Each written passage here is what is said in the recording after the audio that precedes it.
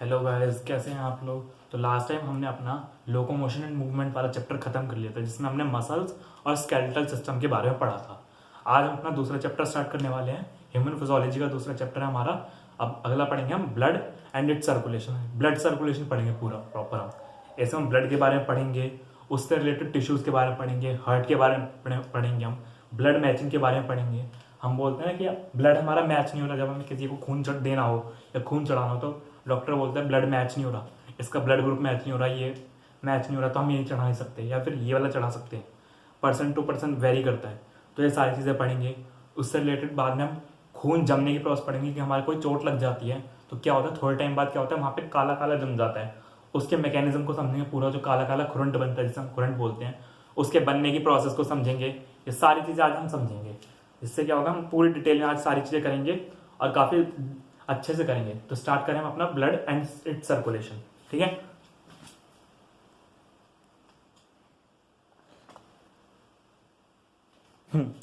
तो देखिए, स्टार्ट करें हम अपना ब्लड सर्कुलेशन।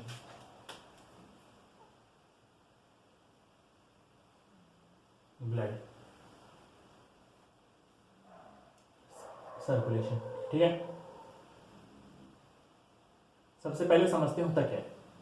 देखिए जनरली, देखिए हमारी बॉडी में क्या होता है, सबसे छोटी यूनिट जो भी जिंदा है या लिविंग ऑर्गेनिज्म है, वो क्या होती है, जो सबसे छोटा जिंदा ऑर्गेनिज्म होगा ना, उसे हम बोलते हैं सेल। मतलब एक लिविंग सेल। मतलब इससे छोटी कोई चीज़ होगी ना तो वो लिविंग नहीं मानेंगे हम। अगर कोई सबसे छोटी और जिंदा चीज़ है जो इंडिपेंडेंटली रह सकती है किसी इन्वायरमेंट में, वो होती है सेल। ठीक है। लेकिन क्या होता है, सेल काफ़ी छोटी होती है, इवन दिखाई भी नहीं देती। एक सेल को आप ध्यान देंगे दिखाई भी नहीं देगी आंखों से, उसके लिए माइक्रोस्कोप का यूज़ करना पड़ता है, तो डायरेक्ट दिखाई भी नहीं दे रही। दूसरा आता है, अब हमारी बॉडी इतनी बड़ी है, इतनी बड़ी बॉडी बनी कैसे, बात ये हम भी तो जिंदा ही है ना, तो हमारी बॉडी बनी कैसे। तो दूसरा टर्म आता है, जब काफ़ी सारी सेल्स साथ में आ जाती है ना। अब एक छोटे सेल से तो इतनी बड़ी बॉडी बन नहीं सकती हमारी, तो कुछ सेल्स को साथ में आना पड़ेगा। जैसे क्या होता है, बोलते हैं एक कोई बंदा एक काम को अकेले नहीं कर पा रहा तो क्या होता है, पूरा ग्रुप काम करता है तो वो काम हो जाता है। ऐसे यहाँ पर हो तो कुछ सेल्स साथ में ही, तो साथ में आई तो उनके ग्रुप बनने लगे। ग्रुप बनने लगे तो उससे क्या बोला, जो सेल का ग्रुप था ना, उस सेल के ग्रुप को बोला हमने टिश्यू। ठीक है। उसका नाम पड़ा टिश्यू। फिर क्या हुआ, लेकिन अब वो जो टिश्यू बनाए या ग्रुप ऑफ सेल्स जिसे बोला हमने, वो सिर्फ एक काम कर सकता था बॉडी में। अभी हमारी बॉडी में तो हजार काम है। खाने को पचाना, खाना, उसको डाइजेस्ट करना ना, उससे रिलेटेड उसको ट्रांसपोर्ट करना, उससे न्यूट्रिएंट्स निकालना, एनर्जी बनाना, ऑक्सीजन को यूज़ करना, कार्बन डाइऑक्साइड को बाहर निकालना, हज़ारों तरीके के काम है। तो उसके लिए क्या हो गया, अलग अलग तरह के टिश्यूज़ बनाए गए हमारी बॉडी में। मतलब अलग अलग तरह के लोग आए, अलग अलग तरह की सेल्स आई, सब मिल गई। अब क्या हुआ, अलग अलग तरह की जब सेल्स आई, टिश्यू भी एक थे। क्या हुआ, जब काम बड़े बड़े थे ना, तो एक टिश्यू भी अकेले काम नहीं कर पा रहा था। तो फिर क्या हुआ, काफी सारे टिश्यूज मिले, तीन चार तरह के सेम टिश्यूज मिले, और उन्होंने बनाया अगली बड़ी चीज, जिसको क्या बोला हमने, ऑर्गन। अब ऑर्गन टर्म क्या है, मतलब चार पांच टिश्यूज का ग्रुप को क्या बोला हमने, ऑर्गन बोल दिया। अब वो ऑर्गन कोई एक फिक्स फंक्शन करेगा हमारी बॉडी में। ठीक है। जैसे मान लीजिए लिवर है, लिवर का काम भाई डाइजेस्ट में भी इसका काम होता है, तो इसके जो कुछ फिक्स फंक्शन है वो मेनली करेगा ये। बाकी रेगुलेशन में इंपॉर्टेंट रोल प्ले करता है, अलग अलग तरह के जो भी इसके काम है वो प्ले करेगा। किडनी, किडनी काम फिल्ट्रेशन होता है, तो फिल्टर करेगी, ब्लड को फिल्टर करेगी, उसमें से यूरिन वगैरह बनाएगी, तो किडनी का काम हो गया, एक काम बोला। तो इस तरह से अलग अलग ऑर्गन गए और धीरे धीरे बॉडी क्लासीफाई होते होते हम पूरी बॉडी बन गए, पूरे एक बड़ा लिविंग ऑर्गेनिज्म, जिसको हम बोलते हैं मल्टी सेलुलर ऑर्गेनिज्म। तो क्या होता है, फिलहाल हम यहाँ पे टिश्यूज के बारे में पढ़ेंगे। टिश्यू जैसे वो हमने ग्रुप ऑफ सेल था, ह्यूमन बॉडी के अंदर या एनिमल किंगडम के अंदर चार तरह के टिश्यूज होते हैं। चार तरह कौन कौन से होते हैं, एपिथेलियल टिश्यू होगा, न्यूरल टिश्यू होगा, मस्कुलर टिश्यू होगा और कनेक्टिव टिश्यू होगा। तो ब्लड क्या है, एक तरह का कनेक्टिव टिश्यू है। कनेक्टिव टिश्यू काम क्या होता है, ये बॉडी को कनेक्ट करता है आपस में, हर चीज को। हाथ को पैर से कनेक्ट करेगा और पैर को हाथ से कनेक्ट करेगा, सर से कनेक्ट करेगा। तो क्या लिखेंगे, पहली टॉप बात, it is a connective tissue. ठीक है। ये क्या होता है, जो चीजों को कनेक्ट करता है। ठीक है। अब कनेक्टिव टिश्यू क्या होता है, इसका काम ऐसा होता है, ऐसा कोई अगर हमारी बॉडी से खून निकाल दिया जाए तो आप बताइए कि हम जिंदा रह पाएंगे, नहीं। क्यों नहीं रह पाएंगे, क्या रीजन है, क्योंकि ब्लड का काम क्या होता है, कनेक्टिव टिश्यू का काम क्या है, कनेक्ट करना। जैसे मान लीजिए दो, इंडिया है पूरा, इंडिया में सबसे ऊपर नॉर्थ में जम्मू कश्मीर है, नीचे की तरफ तमिलनाडु है, और मान लीजिए दोनों के बीच में एक बस है जो दोनों तक जाती है, जम्मू कश्मीर से तमिलनाडु, तमिलनाडु से जम्मू कश्मीर। तो वो जो बस क्या बोली, उसको हम बोलेंगे जो आपस में वो दो स्टेट्स को कनेक्ट कर रही है, ऊपर नॉर्थ और साउथ वाले स्टेट को, साउथ का तमिलनाडु, नॉर्थ का जम्मू कश्मीर, दोनों को जो कनेक्ट कर रही है ना, वो एक बस है। तो ऐसे होता है हमारी बॉडी में कनेक्टिव टिश्यू, ये काम करता है, बस का काम करता है भाई। कुछ लोग जो तमिलनाडु से जम्मू कश्मीर जाना चाहते हैं वो भी उस बस में बैठेंगे, और जो जम्मू कश्मीर से तमिलनाडु आना चाहते हैं वो भी उस बस में बैठेंगे। तो ऐसे क्या होता है, जब चीज़ों को एक जगह से दूसरी जगह जाना होता है तो क्या होता है, कनेक्टिव टिश्यू हेल्प करता है।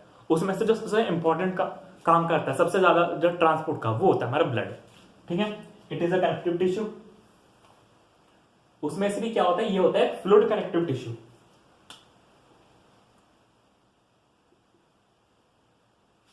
पूरे लिखते हैं, it is a fluid specialised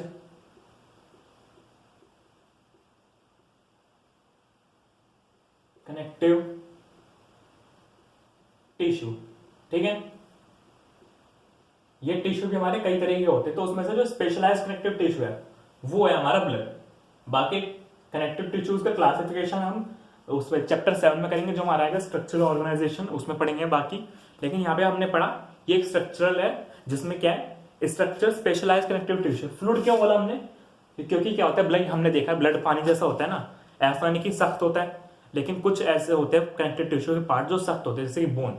bone भी हमारे क्या एक कनेक्टिव टिश्यू होता है, लेकिन हड्डी देखिए कितनी हार्ड है, सर पे मार दीजिए इंसान मर जाएगा। लेकिन ब्लड से तो कुछ भी नहीं होता, ब्लड तो काफी सॉफ्ट होता है, पानी जैसा होता है। तो इसलिए इसके वो आगे हमने वर्ड लगाया फ्लूइड कनेक्टिव टिश्यू। ठीक है, इतना सबने समझा, it is a fluid connective tissue. अब बात आती है ब्लड का काम क्या है, काम लिख लेते हैं इसका। सबसे पहले हम ब्लड के बारे में पढ़ेंगे। सबसे पहले ब्लड की डेफिनेशन लिख लेते हैं, ये तो हमने लिख ली, ये ब्लड की डेफिनेशन है। ठीक है, it is a fluid connective tissue, specialized fluid connective tissue. ठीक है, ये पहला पॉइंट लिखा हमने, डेफिनेशन। दूसरा पॉइंट आएगा इसका वर्क, कि क्या काम करता है। काम क्या करता है, देखिए इसका काम होता है ट्रांसपोर्ट का। इट ट्रांसपोर्ट का काम होता है इसका, हेल्प्स इन ट्रांसपोर्ट। किस किस चीज का ट्रांसपोर्ट करेगा, पहला तो ऑक्सीजन का कर सकता है, न्यूट्रिएंट्स का कर सकता है। न्यूट्रिएंट्स होते हैं ना हमारी बॉडी में, glucose, iron, vitamin, sodium. Ions का, मिनरल्स का भी कर सकता है, जो सोडियम ने बोला, आयरन, ग्लूकोज, फैट। ये जो ग्लूकोज, फैट और प्रोटीन है, ये तो न्यूट्रिएंट्स हो गए। बाकी ये मिनरल्स हो गए। ऑक्सीजन हो गया, कार्बन डाइऑक्साइड का भी करता है ये। भाई जो लंग्स में कार्बन डाइऑक्साइड भर गई है, उसे बाहर तो फेंकना पड़ेगा। ठीक है, कार्बन डाइऑक्साइड। और तो और फूड का भी करता है, फूड तो चलिए न्यूट्रिएंट्स में आ गया। हार्मोन्स, हार्मोन्स क्या होते हैं, एक तरह के केमिकल मैसेंजर्स होते हैं। इसके बारे में लिख लीजिए, केमिकल मैसेंजर। इसके बारे में हम आगे पढ़ेंगे, चैप्टर जो 22 है ना हमारा, केमिकल कोऑर्डिनेशन, वो इसी के ऊपर है पूरा, इसके बारे में चैप्टर पढ़ेंगे। फिलहाल इसके लिख लीजिए केमिकल मैसेंजर, मैसेंजर्स। ठीक है, मतलब एक तरह का डाकिया, पोस्टमैन बोल सकते हैं हम, एक जगह से दूसरी जगह सिग्नल लेके जाते हैं। ठीक है, इनको बोलते हैं हम डाकिया, मैसेंजर्स।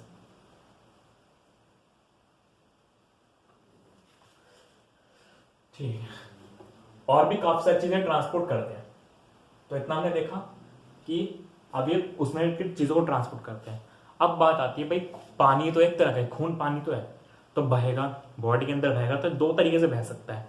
तो यहीं से पहले हम इसके कंपोनेंट देखते हैं। दो तरीके से बह सकता है, जैसे हमने बोला दो तरीके से बह सकता है, मतलब कुछ ऑर्गेनिज्म, जैसे मान लीजिए हमारे घर में पानी भरा हुआ है, पानी है हमारे पास, दो तरीके से हम स्टोर कर सकते हैं। पहला तो हम एक कमरा बनाए, सिंपल मान लीजिए हमें ब्लड है, जैसे हमारी बॉडी में ब्लड है, दो तरीके से बह सकता है या दो तरीके से स्टोर हो सकता है। समझिए कैसे कैसे हो सकता है, सिंपल तरीका है। पहला मान लीजिए हमारे पास एक पूरे स्विमिंग पूल है पानी भर के, तो दो तरीके हैं। पहला तो हम उस पानी को स्टोर कर लें, एक कमरा बनाए, उस कमरे में पूरा पानी भर दें ऊपर तक। हमने स्क्वायर शेप का कमरा बनाया, भर दिया। दूसरा हमने कमरा बनाया, उसमें हमने क्या किया, पाइप्स लगाए लंबे लंबे, बहुत मोटे मोटे। डायरेक्ट कमरे में पानी नहीं छोड़ा, हमने पाइप्स बना दिए काफी सारे। मतलब हमने एक तरह से अरेंज कर दिया कि जो पाइप्स के अंदर पानी आएगा और रूम के अंदर पानी आएगा वो बराबर ही होगा, जो हमने पिछला रूम लिया था। ठीक है, वो मत मैथ्स लगाइए यहाँ पे कि जो पाइप्स में तो कम पानी आ पाएगा, वो सब नहीं। ठीक है, वो सभी रुक जाइए। तो क्या हमने करा, पाइप्स लगा दिया उस दूसरे रूम में, और फिर पाइप्स के अंदर पानी हमने छोड़ दिया, और पाइप्स के अंदर स्टोर है हमारा। तो दो तरीके यहाँ पे, पहला जिसमें हमने डायरेक्टली रूम में पानी भर दिया था, दूसरा रूम जिसमें हमने पाइप्स लगाए थे काफी सारे, पाइप्स के अंदर पानी भरा था, ठीक है।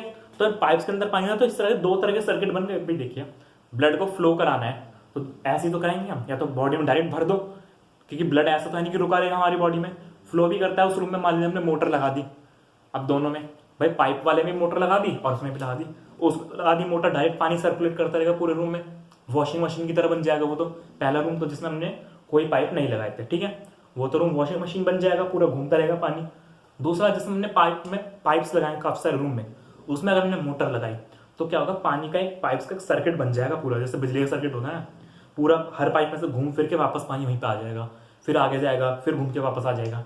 तो वहां पे दूसरे रूम में पाइप की तरफ फ्लो हो रहा है पानी, पहले रूम में डायरेक्ट वॉशिंग मशीन की तरफ फ्लो हो रहा है, पूरा भर दिया हमने ऊपर तक और उसमें मोटर लगा दी नीचे, और दूसरे रूम में वैसे फ्लो हो रहा है पाइप के थ्रू। उसमें तो दो तरह के सर्किट बन गए हमारे। तो यहीं से बात आएगी, जैसे मान लीजिए हमें पानी है, पानी को फ्लो कराना है, पाइप्स लगाते हैं जैसे हम घर में कि पाइप्स के थ्रू पानी फ्लो कराते हैं, ऐसे ही यहाँ पे ब्लड के लिए भी आता है। ब्लड भी क्या होता है, किसी सर्किट में फ्लो करता है, पाइप्स में। तो दूसरा पॉइंट आया, पहले तो ये पॉइंट देख लिया हमने, वर्क। अगला आया फ्लो, मतलब पानी फ्लो कैसे करता है। जैसे पानी फ्लो करता है पाइप्स के अंदर, ब्लड फ्लो करेगा ब्लड वेसल्स के अंदर। ये ब्लड वेसल्स क्या टर्म आई है, अब नई टर्म आई है, ये ब्लड वेसल्स क्या है, एक तरह के पाइप्स ही हैं जिनके अंदर हमारा पानी हो जाएगा, फ्लो करेगा। ब्लड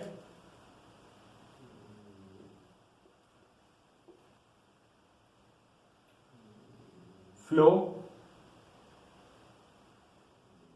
हैज टू पाथवे, दो तरह के पाथवे हैं इसके पास। पहला, जैसा हमने बताया कि आप डायरेक्ट एक रूम लीजिए, उसमें भर दीजिए, ठीक है, और नीचे लगा दीजिए एक मोटर, ये तो बताया हमने, और इस मोटर को घुमा दीजिए। तो क्या होगा भाई, पूरा रूम क्या बन जाएगा, चरखी बन जाएगा, वॉशिंग मशीन जैसा बन जाएगा। दूसरा तरीका क्या है, पूरे रूम में पाइप्स लगा दीजिए, काफी सारे सर्किट बना दीजिए पूरा।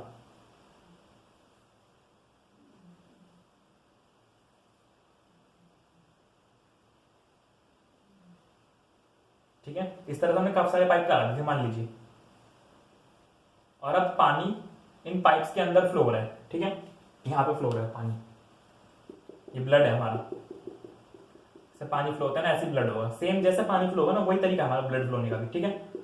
इनमें फ्लो हो रहा है, तो यहाँ पर दो तरीके बन गए।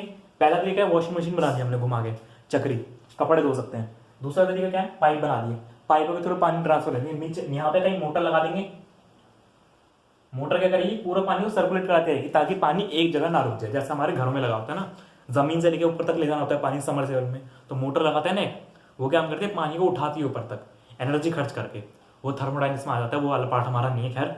तो लेकिन शॉर्ट वो एनर्जी खर्च करती है और ऊपर तक ले जाती है। ऐसे यहाँ पे होगा, एनर्जी तो खैर यहाँ पे खर्च होगी, मोटर लगा रखी है नीचे। तो दो तरह के सर्किट बन गए हमारे पास। तो इन सर्किट को हमने नाम दिया, जिसमें पानी क्या होगा, सिंपल बॉडी को भी महसूस करेंगे कमरे की तरह, और पूरी बॉडी में पानी बहुत सारा ब्लड भर देंगे, सारे जितने भी ऑर्गन्स होंगे ना, सारे ब्लड के अंदर डूब जाएंगे, उसके जितने बॉडी के ऑर्गन्स होंगे ना जो टिश्यू के ग्रुप से बने, वो सारे उस टिश्यू में डूब जाएंगे ब्लड में, ठीक है। इस टाइप के सर्किट को हम बोलते हैं ओपन सर्कुलेटरी पाथवे। सर्कुलेटरी मतलब इसमें ब्लड फ्लो हो रहा है, ठीक है, सर्कुलेटरी पाथ, जिसमें पानी डायरेक्ट फ्लो हो रहा है, ये ब्लड। दूसरा क्या है, इसे बोलेंगे हम क्लोज्ड सर्कुलेटरी पाथ। ये नाम ने किस बेस पे दिया, यहां पे टर्म आएगी सैक या साइनस। इसका मतलब होता है कि बड़ा एक पूरा बड़ा सा चैम्बर जिसमें काफी सारी स्पेस है, ठीक है, मतलब यही होता है साइनस का, इन विच यहां पे blood flow in sinus in big, पूरा लिख देते हैं, सैक रैंडमली। भाई रैंडमली तो फ्लो हो गई, कोई सर्किट थोड़ी बन जाएगा कोई नहीं। यहाँ तो क्या होगा, हम पाइप में कनेक्शन लगाते हैं, अलग जगह बॉल लगाते हैं, जब टंकी लगाते हैं ना कि पानी हम रोक देते हैं पानी को कि इस जगह पे नहीं जाना, उस जगह पे नहीं जाना, टंकी लगा के टंकी बंद कर दो, जहाँ नहीं जाना, जहाँ ले जाना वहाँ खोल दो। यहाँ पे तो ऐसा कुछ है नहीं, रैंडमली फ्लो होगा, अपने तरफ से घूमे जा रहा है पानी, अब उसको कोई कंट्रोल तो है नहीं कि हम इस जगह पर रोक सकते हैं उस जगह रोक सकते हैं, तो हमारे पास है नहीं ऑप्शन, तो ये क्या होगा, डायरेक्ट रह जाएगा। तो रैंडमली बोलते हैं blood flow in big sac like body, body होगी रैंडमली, ठीक है। दूसरे आते हैं ये वाले, इसमें क्या होगा, blood flow in very organize manner, मतलब एक फिक्स मैनर में फ्लो होगा, उसका एक सर्किट होगा, उसको हम कंट्रोल कर सकते हैं बिल्कुल, किस कोने में ब्लड जा रहा है, कितना जा रहा है, कैसे जा रहा है, सारी चीजें हम कंट्रोल कर सकते हैं यहाँ पे क्लोज सर्कुलेटरी सिस्टम में, क्योंकि हमने पाइप लगा रखे हैं। पाइप से हम जगह जगह टंकी लगाएंगे, उसे बंद कर देंगे, तो ये भी क्या होगा, यहाँ पे काफी मैनर में फ्लो होता है, वेरी ऑर्गेनाइज्ड मैनर, ठीक है। सारी चीजें समझते जाइएगा। मैनर इन ब्लड वेसल्स, अब ये ब्लड वेसल्स क्या है, वो पाइप जिनके अंदर फ्लो होगा, पाइप का नाम नहीं दिया, अब नॉर्मली तो हम पाइप बोल देते हैं, लेकिन बॉडी के अंदर पाइप थोड़ी बोलेंगे, पाइप में तो अंदर कंफ्यूजन आती है, भाई लोहे के पाइप तो लगा दिया बॉडी के अंदर, ऐसा तो नहीं है ना, वो मसल्स के पाइप होंगे सिंपल, कि मतलब वो भी सेल्स के बने होंगे, आखिर हर चीज सेल की तो बनी होगी हमारी बॉडी के अंदर, तो इसलिए वो भी सेल्स के बने होते हैं, बट वो अलग तरह की सेल्स होंगे, ब्लड अलग तरह की सेल से बना है, ठीक है। मैनर इन ब्लड वेसल्स, ठीक है। ब्लड वेसल्स आपको पता है क्या है, वो पाइप जिनके अंदर फ्लो होगा ब्लड, ठीक है। तो यहां पर हमने समझा दो तरह के सर्किट समझे जिनमें ब्लड फ्लो कर सकता है। ब्लड है क्या, एक तरह का कनेक्टिव टिश्यू है, स्पेशलाइज्ड फ्लूइड कनेक्टिव टिश्यू, जिसका काम क्या है, जो ट्रांसपोर्ट का काम करता है, oxygen, mineral, nutrition, sodium carbonate और सोडियम कार्बोनेट्स, मेटल, सारी जितनी चीजें हैं, इवन ऑक्सीजन, CO2 वगैरह भी ट्रांसपोर्ट करेगा, हार्मोन्स तक भी, तो काफी सारी चीजें ट्रांसपोर्ट कर रहे हैं। इवन काफी जगह पे क्या करता है, सेल्स तक को ट्रांसपोर्ट करता है, भाई एक सेल को इधर से उधर जाना है, जैसे बंदा होता है, किसी को बंदे को ऊपर से नीचे आना है, भाई जम्मू कश्मीर से तमिलनाडु आना है, तो बस में बैठ के आएगा ना, तो वो बस क्या करती है, तो सामान भी लेके जा सकती है बंदों का, भाई किसी का माल ढो के ले आना है, या फिर बंदे को ही ले सकते हैं पूरा का पूरा, इंसान को भी, तो ऐसे ही होता है, सेल्स तक को भी ट्रांसपोर्ट करते हैं। तो ठीक है, इतना चीजें समझे हमने पहले, एक बार पहले से नोट करिए, अब आगे चीज समझते हैं। ये हमारा इंट्रोडक्टरी लेक्चर रहेगा, इंट्रोडक्शन होगा पहले।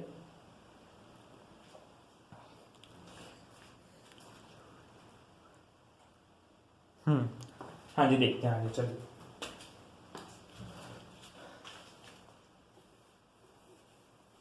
ब्लड के बारे में थोड़ी सी और चीज समझते हैं।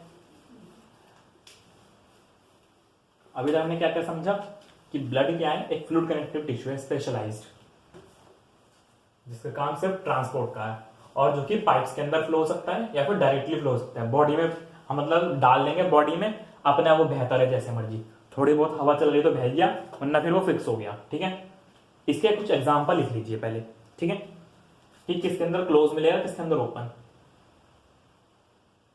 क्लोज मिलता है और ओपन मिलता है, भाई देखिए क्लोज किस किसके अंदर मिलेगा, पहले देखते हैं। क्लोज मिलता है, जो हम यहाँ पे एनिमल किंगडम का थोड़ा सा यूज करेंगे, कॉर्डेट्स के अंदर मिलता है,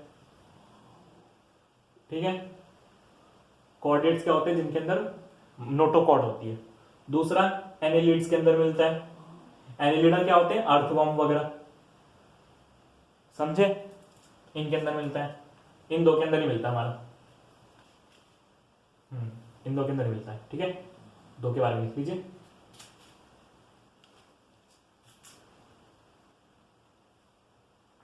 दूसरा आते हैं हमारे ओपन वाले। ओपन वाले तो सब कुछ है, सब में ऑलमोस्ट ओपन ही मिलते हैं। भाई हमारे किस किस में मिलेगा, कॉकरोच, आर्थ्रोपोडा, सबसे बड़ा किंगडम आर्थ्रोपोडा, मतलब इसके अंदर कौन आते हैं, इंसेक्ट्स आते हैं बेसिकली, कॉकरोच, झिंगर, मच्छर, मक्खी, सारे जितने होंगे सारे इंसेक्ट्स, सबके अंदर ओपन सर्कुलेटरी सिस्टम होता है। सिंपल इनकी बॉडी होती है, उसके अंदर भर देते हैं ब्लड। सिंपल ऐसा मान लीजिए, ओपन सर्कुलेटरी सिस्टम को तो एक पन्नी लीजिए, पन्नी के अंदर पानी भर दीजिए और पन्नी को बांध के फेंक दीजिए, तो पन्नी होगी इधर उधर लुढ़कती रहिए, पानी उसके अंदर रैंडमली फ्लो होता रहेगा, वही हमारा ओपन सर्कुलेटरी सिस्टम, ठीक है। जैसे पन्नी हिलेगी वैसे ही ब्लड फ्लो होगा उसमें, थोड़ा बहुत मेहनत लगा देंगे बस, बॉडी है तो थोड़ा एक आध चीजें, बाकी ऑलमोस्ट ऐसा ही होता है। आर्थ्रोपोडा हो गया हमारा, मॉलस्का हो गया जिसके अंदर ओपन होगा, इवन हेमिकॉर्डेट्स के अंदर नहीं,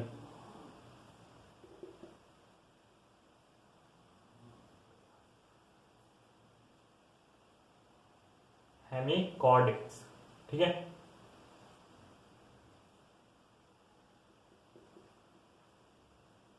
और मोलस्का। तो ये सारे हो गए हमारे क्लोज, ओपन वाले और ये क्लोज वाले हो गए, ठीक है। मतलब कोऑर्डिनेट्स इधर आया तो मतलब ह्यूमन के अंदर भी कैसा मिलेगा, ह्यूमन में तो कोऑर्डिनेट्स के अंदर ही आते हैं, तो ह्यूमन के अंदर भी क्लोज सर्कुलेटरी सिस्टम ही मिलेगा। ये एक बार हेडिंग बना लीजिए। अब आगे देखते हैं ब्लड के बारे में थोड़ा सा, ठीक है। देखिए भाई, ये तो समझ गए भाई, स्पेशलाइज्ड फ्लूइड कनेक्टिव टिश्यू है ये। अब बात आती है इसके अंदर के सेल्स की, किस किस चीजों से मिलकर ये बना है। तो बेसिकली इसके अंदर सिर्फ 4 चीजें हैं मेनली, ठीक है। कंपोनेंट्स देखते हैं, ब्लड कंपोनेंट्स। शुरुआत में हमने क्या बोला था कि ट्रांसपोर्ट का काम, जो कनेक्टिव टिश्यू होते हैं मोस्टली ट्रांसपोर्ट का काम नहीं करते हैं।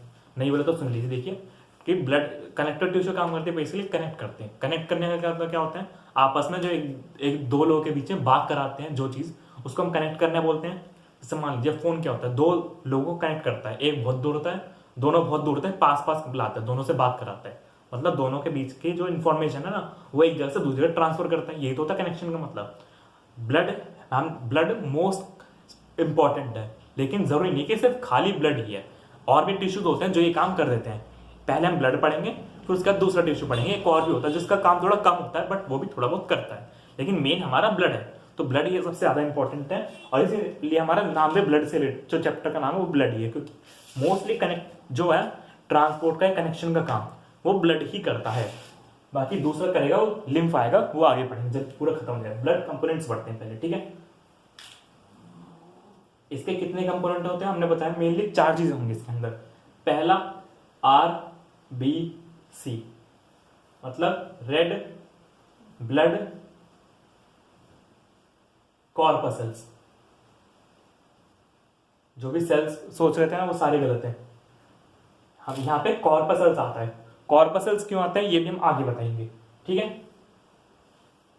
दूसरा कंपोनेंट क्या है, WBC, वाइट ब्लड सेल्स। इस बार उल्टा होता है, यहां पे कॉर्पसल्स मत लगाइएगा, ठीक है। तीसरा कंपोनेंट आता है हमारा प्लेटलेट्स, और चौथा हमारा कंपोनेंट आता है हमारा प्लाज्मा। बेसिकली ये 4 चीजें ही होंगी जो हमारे ब्लड बनाएंगी, ठीक है। इनका एक एक नाम और होता है, वो भी साथ साथ लिख लीजिए, बुक में दे रखा होता है, ठीक है। इसका नाम होता है एरिथ्रो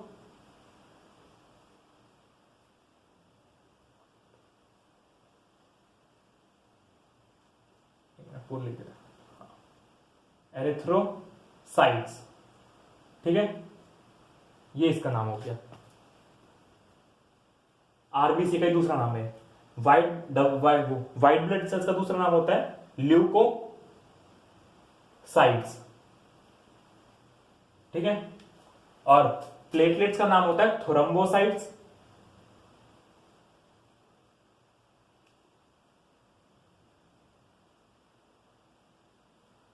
प्लाज्मा का कोई नाम नहीं होता है भाई। अब हर किसी का नाम थोड़ी लेंगे, हर भाई चीजें जितनी सिंपल रहे उतना अच्छा है। हम क्यों 10 नाम रख के कॉम्प्लिकेट करें चीजों को। तो ठीक है, ये बेसिकली हमारे 4 कंपोनेंट्स होते हैं जो हमारा ब्लड बनाते हैं। इन चारों का काम होता है, ये अलग अलग तरह से काम करते हैं। सिर्फ ब्लड याद रखिए ट्रांसपोर्ट का ही काम नहीं करता, ये और भी चीजों का ध्यान रखता है। जैसा कि 2 लोग आपस में बात कर रहे हैं तो ये भी ध्यान रखना होता है, 2 लोग बात तो करें, इंफॉर्मेशन ट्रांसफर हो रही है, लेकिन कोई तीसरा घुस बैठिया ना आ पाए जो उनकी बातें सुन पाए या फिर उनकी इंफॉर्मेशन लीक कर पाए। ये चीजें भी हमें ध्यान रखनी होती है। साथ ही साथ उनके बीच का कनेक्शन स्मूथ रहे, कोई भी चीज की तरह कहीं भी लैक ना करे सिग्नल्स वगैरह का। ये भी चीजें होती है अच्छे कनेक्शन की। तो ये भी ब्लड भी हमारे एक अच्छा कनेक्टिव टिश्यू है, तो इस चीज का भी हम यहाँ पे ध्यान रखेंगे, क्योंकि दोनों के बीच में कोई लैग ना है। जब 2 ऑर्गन्स कनेक्ट हो रहे हैं आपस में, चीजें इधर से उधर ट्रांसफर होंगी, कोई लैग ना करे, अच्छे से पूरा सर्कुलेशन बना रहे, ठीक है। तो ये सारी चीजें आती हैं ब्लड। अब ये 4 कंपोनेंट्स हैं, इनके एक बार नाम लिख लेते हैं, मतलब क्या क्या काम करते हैं बेसिकली, शॉर्ट फॉर्म में लिख लेते हैं अभी, बाकी हम इसको डिटेल में आगे पढ़ेंगे, ठीक है। ये क्या काम करते हैं, ऑक्सीजन एंड कार्बन डाइऑक्साइड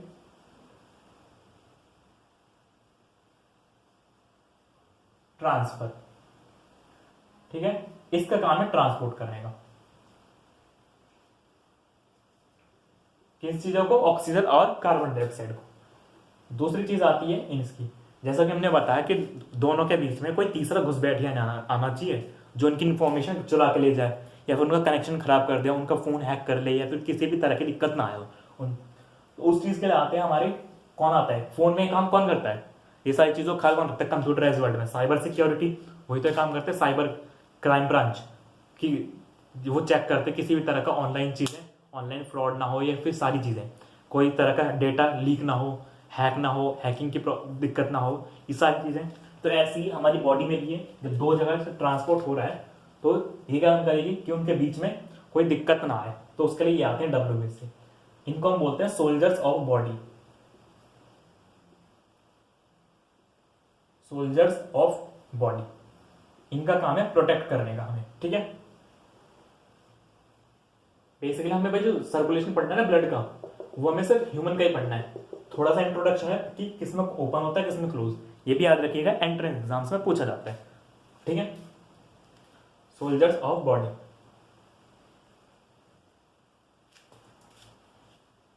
दूसरा आता है प्लेटलेट्स। अब जैसा कि हमने बताया आपको, हमने बताया था शुरुआत में कि भाई हमारे कई बार चोट लग जाती है, बचपन में लगी होती है सबके, तो क्या होता है? खून बह रहा होता है। खून कब तक बहता है?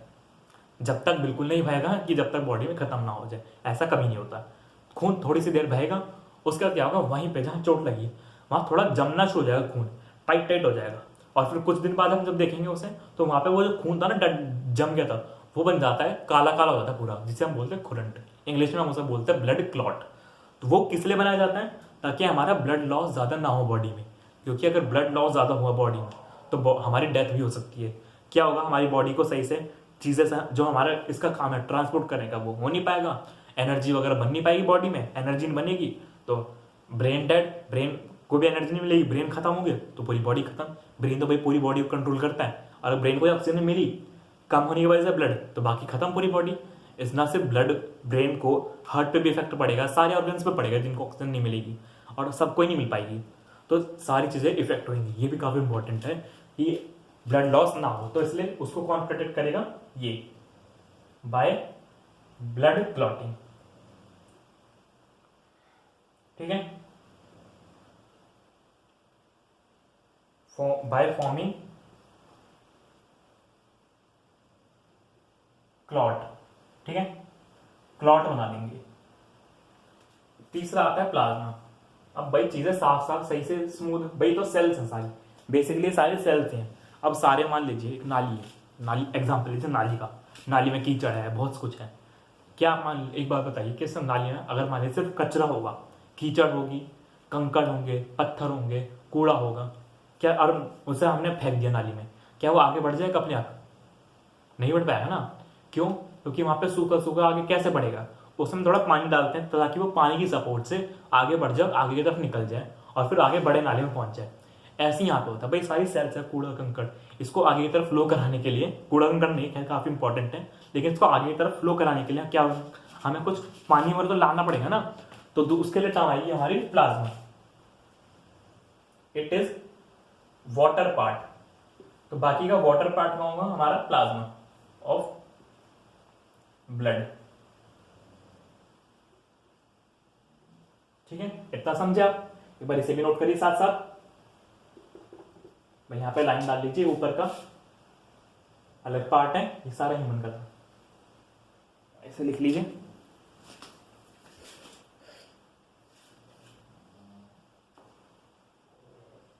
हाँ जी, देखते हैं। तो पहले देखिए सर्कुलेटरी सिस्टम क्या होता है, पहले इसको मिटो देते हैं। हमने बोला सर्कुलेशन या सर्कुलेटरी सिस्टम ब्लड का। तो अब देखिए सर्कुलेटरी सिस्टम, मान लीजिए हमने घर पे मोटर लगाई पानी के लिए, तो हमने बेसिकली मोटर लगाई, पाइप्स लगाए, पानी फ्लो करा। तो बेसिकली जो हमने सारी चीज़ों क्या क्या बनाया, एक सर्किट बनाया। पहले मोटर लगाई, नीचे पाइप्स लगाए, पाइप से पानी ऊपर आ रहा है, पाइप से फ्लो की तरह तो फ्लो हो रहा है, बीच में मोटर लगाई, और फिर पानी को ऊपर ले गए, फिर वो हमारे घर में फ्लो हो रहा है। तो ऐसे ही हमारी बॉडी में होता है भाई। अगर कोई ब्लड, मान लीजिए हमारा ब्लड है, पाइप्स के थ्रू भी फ्लो हो रहा है, बात ये फ्लो हो कैसे रहा है। कोई चीज भाई जब भी तो आगे की तरफ बढ़ी, जब उसे पीछे धक्का दिया जाएगा या फिर उस आगे से खींचा जाएगा, मीन्स एनर्जी खर्च की जाएगी। हम जमीन से भी पानी निकालते तो मोटर लगाते हैं ना, वो मोटर क्या करती है, पानी को ऊपर की तरफ उठाती है एनर्जी खर्च करके। तो ऐसे ही हमारी बॉडी में तो चाहिए ना कोई, अदरवाइज अगर ऐसा नहीं होगा कुछ तो क्या होगा, सिंपल सी बात है, ब्लड एक जगह पर रुक जाएगा और वही फिर ट्रांसपोर्ट की प्रोसेस रुक जाएगी। जब ब्लड ही रुक गया एक जगह पे इकट्ठा होके, तो क्या होगा, फिर वही इंसान खत्म, ब्लड सर्कुलेशन रुक गई। तो उसके लिए क्या होता है, एक तरह से मोटर का काम करेगा। तो सर्किट्स में क्या क्या चाहिए होता है, पूरा सर्किट बनाने के लिए ब्लड सर्कुलेटरी सिस्टम ले लेते हैं, लेटरी सिस्टम। वो सारी चीजें आएंगी जो हमारे बॉडी में कनेक्शन के लिए इंपॉर्टेंट है या फिर चीजों को ट्रांसपोर्ट करने के लिए। पहला तो कंपोनेंट क्या है इसका, ब्लड ही है। ब्लड के कंपोनेंट हमने आगे देख लिए, सर्कुलेटरी सिस्टम, ठीक है। दूसरा कंपोनेंट क्या होगा, पाइप्स ही है भाई। हम पहला में हमारे घर में प्रॉपर पानी आता है, उसके लिए क्या क्या चाहिए हमें, पानी चाहिए। तो पहली बात जमीन के अंदर पानी होना चाहिए भाई, पानी तो चाहिए, होना भी तो चाहिए जो हमें चाहिए, पहली बात। दूसरा हमें पाइप्स चाहिए हमें, ताकि पाइप्स टंकी से जुड़ेंगे तभी तो पानी आएगा, वरना हम ऊपर टंकी रख दें। कोई घर में ऊपर जो बड़ी टंकी हो तो रख दें 500 लीटर की, नीचे वो टंकी लगाएं, डायरेक्ट खोल दें बिना पाइप लगाए उसमें, तो क्या होगा, छत से पूरा पानी घर में भर जाएगा, पूरा सब गीला हो जाएगा। हमने पाइप्स नहीं लगाए तो प्रॉपर मैनर, ऑर्गेनाइज मैनर में नहीं लगाई चीजें, तो क्या हो, खराब हो जाएगा सब कुछ। तो दूसरी टर्म क्या आई, वेसल्स यानी पाइप्स। और तीसरी टर्म क्या आती है, सर्कुलेशन बना रहे उसके लिए मोटर। तो यहां पे आएगा हमारा हार्ट। यस, हार्ट हमारा एक तरह का मोटर ही होता है हमारी बॉडी में, जिसका काम क्या होता है, सर्कुलेशन को मेंटेन रखना। ये धक्का लगाता है पानी को और पानी आगे की तरफ जा, एक तरह से लिख लेते हैं मोटर। हमने सब पानी के सर्किट से कंपेयर कर दिया, ठीक है। पाइप्स और वाटर, आप इसे ऐसे समझिए, मान लीजिए ये किसी का घर है, ठीक है। ऊपर हमने टंकी रख रखी है पानी की,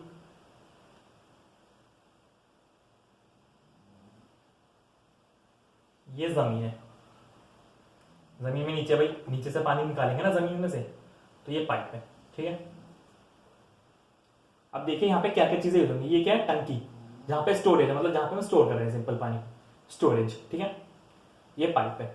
दूसरा, अब यहाँ पे इस बंदे को, यहाँ पे मान लीजिए बंदा खड़ा है, स्माइल करता है उस पर, ठीक है। इस बंदे को चाहिए पानी, तो यहाँ पे क्या होगा, घर में टंकी लगाएंगे पहले,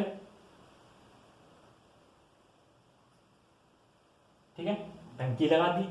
अब वो टंकी काम तो जब भी करेगी जब उसमें पाइप आगे पीछे जुड़ेगा, पीछे की तरफ यहाँ पे ऐसे पाइप जुड़ रहा होगा भाई, समरसेबल से पानी, जो हमारी जो घर में मोटर लगा रखी है उससे पानी आएगा टंकी में, वहां पर स्टोर होगा, फिर उस टंकी से वापस आएगा हमारे बाहर, जहां से पानी निकालेंगे, यहां से पानी आएगा, इसको पानी मिल जाएगा, ठीक है, पानी फ्लो हो गया।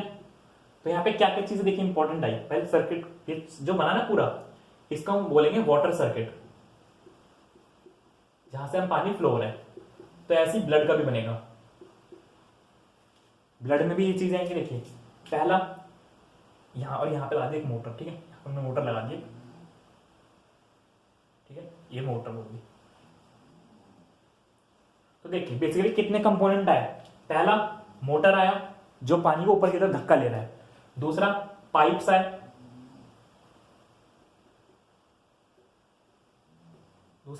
आए, जो पानी को सर्कुलेट करा रहे हैं, और तीसरा हमारा आया पानी, तीसरा तो वाटर नहीं है भाई जो हमें चाहिए। तो ये तीन कंपोनेंट आए किसी भी सर्कुलेटरी सिस्टम को बनाने के लिए। ऐसी ये वाटर सर्किट बनाया था हमने, ऐसे ही हमारा ब्लड सर्कुलेटरी सिस्टम होगा, इसमें भी ये तीन चीजें होंगी, बस अलग अलग रोल आता है। यहाँ पे पाइप्स की जगह वेसल्स आ गई, हार्ट की जगह वो मोटर की जगह हार्ट आ गया, और वाटर की जगह ब्लड आ गया, ठीक है। चीजें समझते जाइएगा, मतलब वही रहेगा, बस कंपेयर कर रहे हैं एक दूसरे से, ठीक है, इतना ऐसे लिख लिए। अब बात आती है कलर ऑफ ब्लड। देखिए कलर ऑफ ब्लड पे क्या होता है, हम बोलते हैं कुछ ऐसे ऑर्गेनिज्म भी होते हैं हमारी धरती पे जिनका ब्लड का कलर लाल नहीं होता, ऐसे हाँ होते हैं। अब ब्लड के लाल होने का कलर रीजन अलग है, वो हम आपको नेक्स्ट क्लास में बताएंगे, लेकिन पॉइंट है लाल नहीं होता। किन किन का नहीं होता, थोड़ा सा यहाँ पे देखते जाइएगा सर्कुलेटरी सिस्टम, थोड़ा सर्कुलेटरी सिस्टम के बारे में पढ़ रहे थे। अब सर्कुलेटरी सिस्टम में क्या है, इसका काम क्या है भाई, चीज़ों को ट्रांसपोर्ट करना, ये तो काम है इसका कि चीज़ें ट्रांसपोर्ट हो जाए और कनेक्शन बना रहे, ये तो कनेक्टिविटी इशू हुआ। तो किसमें कैसा होता है पहले लिख लीजिए, थोड़ा यहाँ पर थोड़ा सा एनिमल किंगडम का रोल आएगा। पॉरीफेरा में लिख लीजिए, पॉरीफेरा में होता है वाटर कैनाल सिस्टम, उसमें ब्लड नहीं होता, उसमें जैसे यहाँ पे ये वाला सर्किट होता है प्रॉपर, पानी ही फ्लो करता है वो उसमें, उसके लिए आता है वाटर कैनाल सिस्टम, ये लिखा हुआ है बुक में, थोड़ा सा पढ़ते जाइएगा सिस्टम, ठीक है। दूसरा आता है सिलेंड्रिलेटा,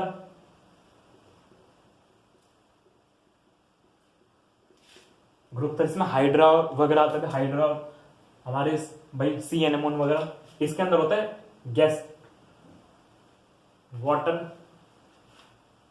सिलेंटेरॉन, coelenteron water vascular, water gastric,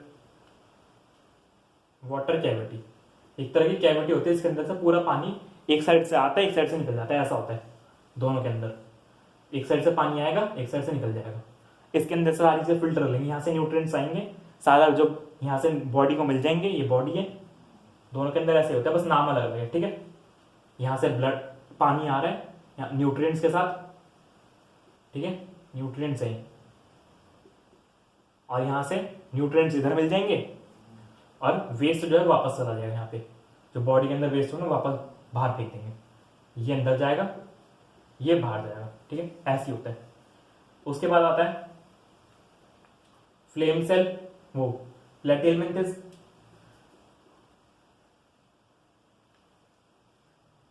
भाई प्लेटिहेलमिन्थेस जिनके अंदर नहीं होता उनके अंदर ऐसे लिख देते हैं प्लेटिहेलमिन्थेस,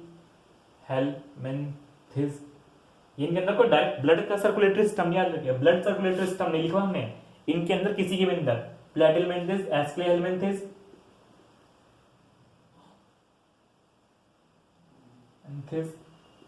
इनके अंदर किसी के अंदर ब्लड सर्कुलेटरी सिस्टम नहीं है, ये बात लिख लीजिए, नो ब्लड, वो पानी का सर्कुलेटरी सिस्टम है जो एक काम कर रहा है, इनके अंदर पानी से ही काम होता है, ब्लड की जरूरत नहीं पड़ती, इतना डेवलप्ड नहीं है ना ये, ठीक है, ये काम पानी कर से ही हो जाएगा, इनके अंदर कोई भी पानी से ही हो जाए काम, ब्लड की जरूरत नहीं है।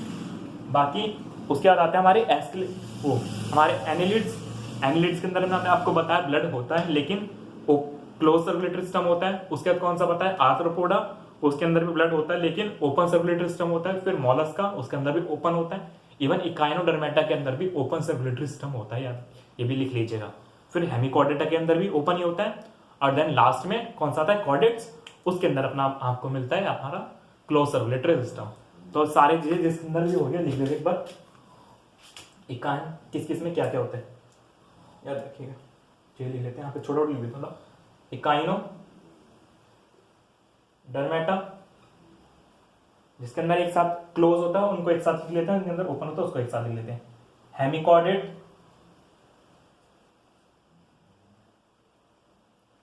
आर्थ्रोपोड,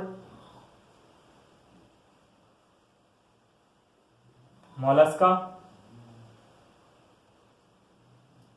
ठीक है, इन सब के अंदर होता है ओपन, मतलब डायरेक्ट बॉडी के अंदर फ्लो हो जाए, कोई पाइप्स वगैरह नहीं होंगे, ठीक है।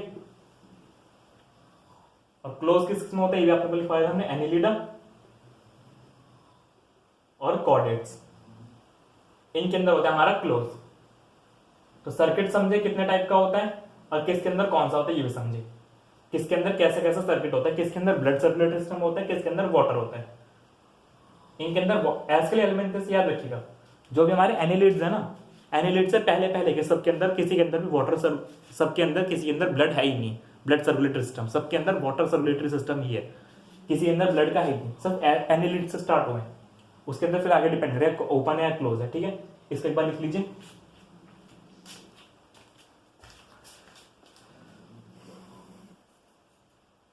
हाँ जी ठीक है।